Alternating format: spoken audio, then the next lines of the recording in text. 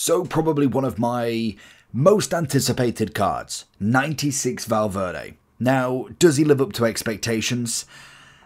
Maybe. And I say maybe just because of two stats that I'm just like, they could have increased better.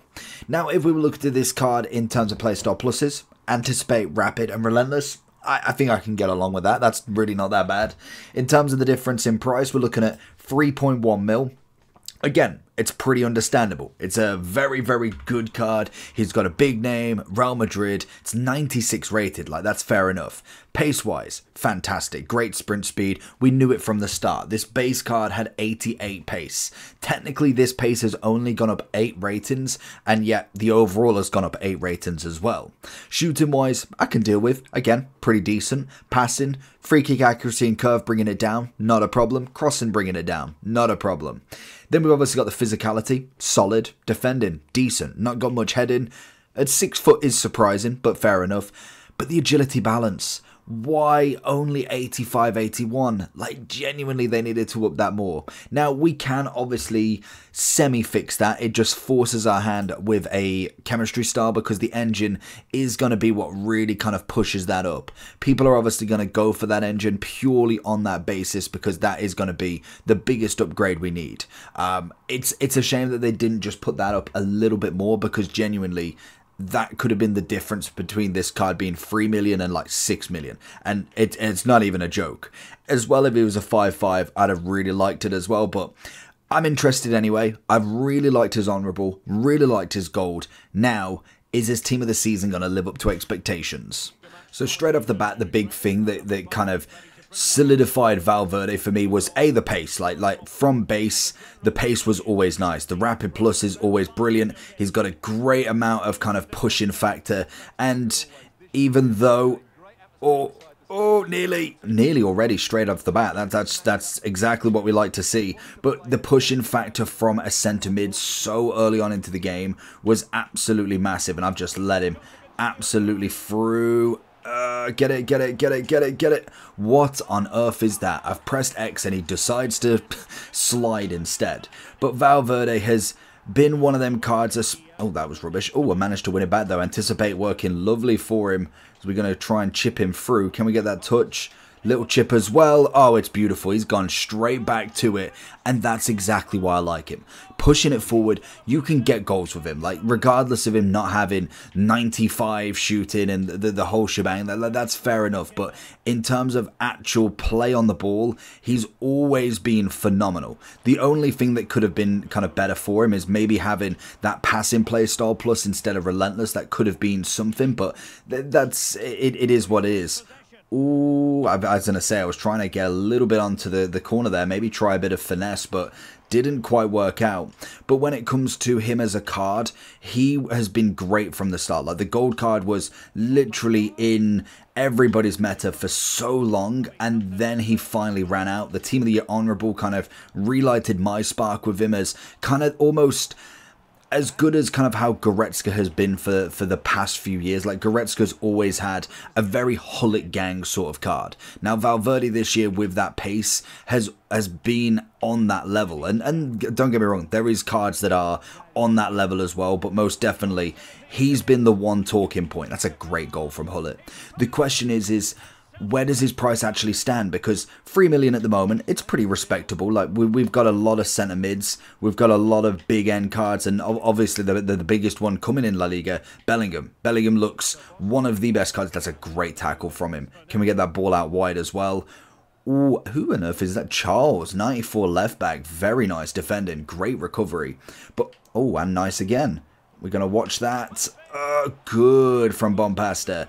But in terms of the card, most definitely, we've got a lot of good box-to-boxes that can rival it. And may not even be as expensive, to be honest. We've saw the likes, and it's a perfect example for someone like Hanko, where the centre-back is like 50, 60,000. But to be honest, for me, he really puts up numbers like Rio, like Maldini. Maybe not Virgil. Virgil's a very unique defender.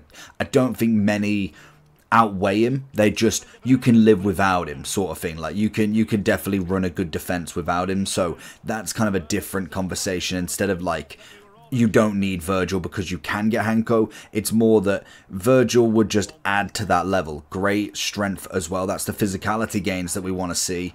Into Savio as he's going for that pace. Oh, that's a touch too much.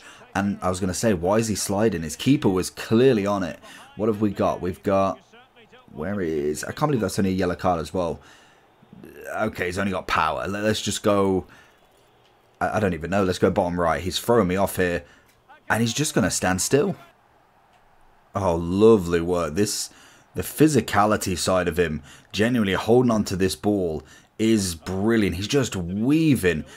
Definitely the agility balance, if it was not, I can kind of see why they didn't go too much with it, to be fair, because if it was in the 90s, genuinely, I don't think anybody touches him. He would arguably be a winger that's as prime as a centre mid as you want, really. Oh, look at the footwork. Every single time he tries. Ooh, okay. No, that's fair enough. Thought I might have been able to get the turn off and kind of get something there. I think they did nice him as well with the playstyle pluses. Keeping the rapid it's different. Like, it's definitely... Oh, that's a good block from the keeper. It's different to what centre mids we have. Normally, we are seeing technical with them, so it is very unusual to kind of see a rapid plus on already such a fast centre mid. It adds a different sort of value to him, which I don't think we've seen on many centre mids. That's a great challenge. We get the hiccup back into his feet and not keeping it that time. Big ball forward as he's going to just outrun Hullet. It's a great challenge, and you can't be doing them too much. That's the big thing with cards like this, is when they make you slide tackle. Like, it might be his game. The opponent might love a good slide challenge, and they're taking the 50-50 chance, but they know full well that they slide tackle most of the game anyway, so they're well aware. But the red card implications, especially with somebody with that rapid plus, adding that extra layer is massive for them, because that quick burst, stopping and starting, quick step, rapid, even the technical, you can utilize it really to your advantage, especially if you do know they slide a lot. That's going to be a big hindrance on them, but a very, very good thing to exploit for yourself. Hence why I do like having normally a rapid more than anything. Like, the rapid is my personal favorite, but then quick step does have, that's a rubbish pass. Quickstep does have its advantages as well. Good pass in. Savio all the way. Pings it back, and Messi. Unbelievable. That's why Messi doesn't shoot with his right.